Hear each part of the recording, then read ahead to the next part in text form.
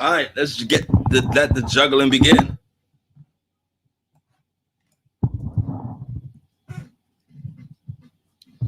All right, great morning, business owners and managers, and welcome to another awesome episode of CX in the Morning, Customer Experience in the Morning.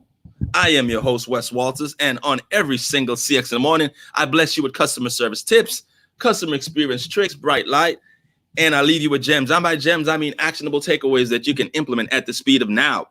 Immediately after this broadcast, you will be able to take what you've learned and implement it with your team and your business, making your team and your business better. So this conversation, as you can see, it's this show broadcast is entitled "How to Attract Good Employees When Competing with Unemployment Benefits." Yes, this is a major issue. This is a major issue. So for those of you who have a brick and mortar business, like a restaurant, for some of my business business owner friends who have retail establishment, beauty supply stores, this is a serious issue. So I'm not sure. Well, what are individuals getting right now for unemployment? I'm assuming what's the take home for unemployment? Anyone in here getting unemployment?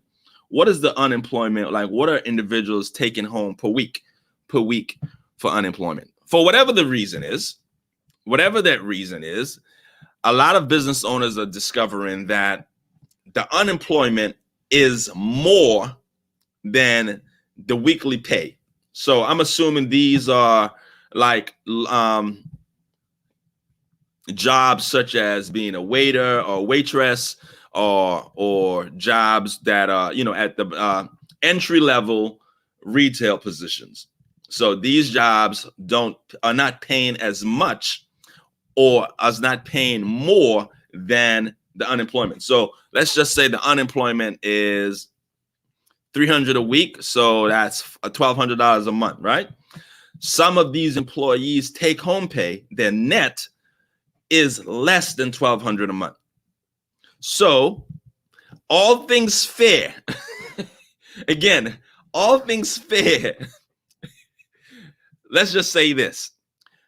I'm a logical guy. So Wes in his 20s with no kids, if I was given an option to stay home and make $1,200 a month, or go to work, expose myself to COVID, possibly expose myself to COVID, expose myself to rude customers, drive both ways. If I had to choose A or B, I would definitely choose B and stay home. I would stay home. I mean, I want to be just transparent that, because I don't ever want to come across as the holier than thou person. No.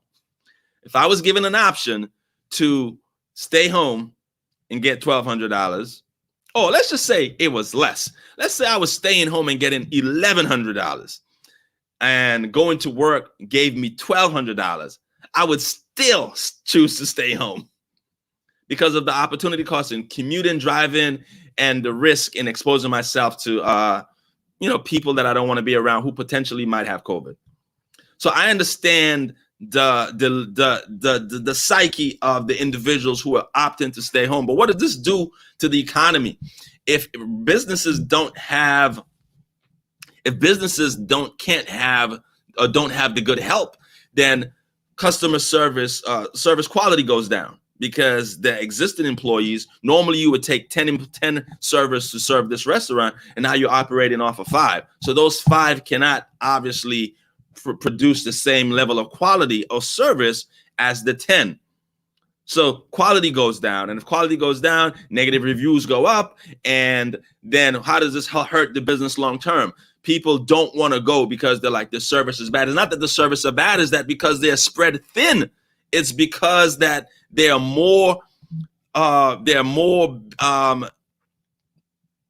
less workers than they will normally have. So yes, normally services is not bad.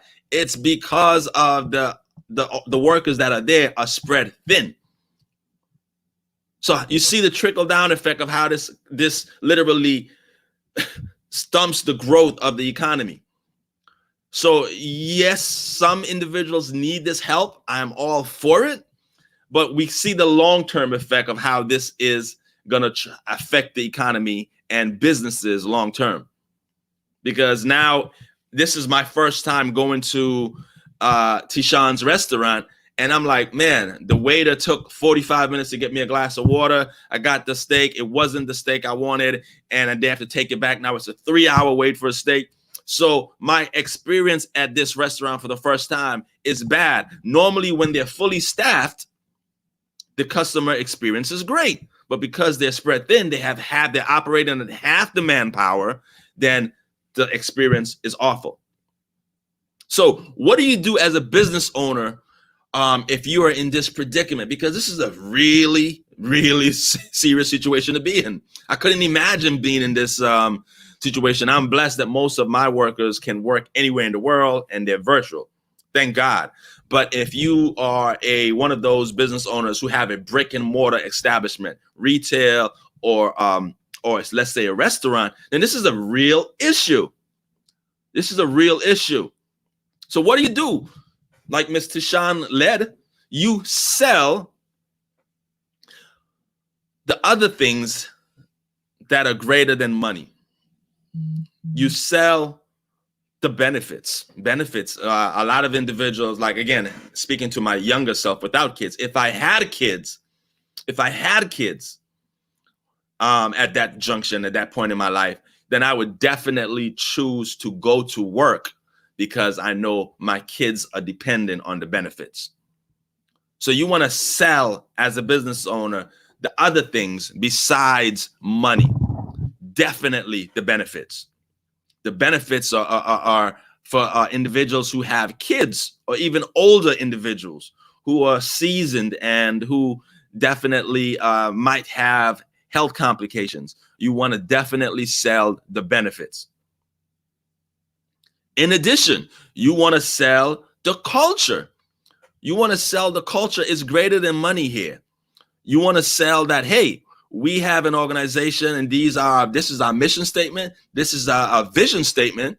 These are the things that we stand for. This is the culture. We believe in a culture of giving. We believe in a culture of forgiveness. We believe in a culture of equal opportunity. These are the things that you want to sell that are greater than money in order to get employees back into your business. Employees that are choosing to stay home and play Xbox because they're getting unemployment. This is a real issue that I didn't know it was such a big issue. Yes, it's a major issue. So second on the list, again, you want to sell the culture.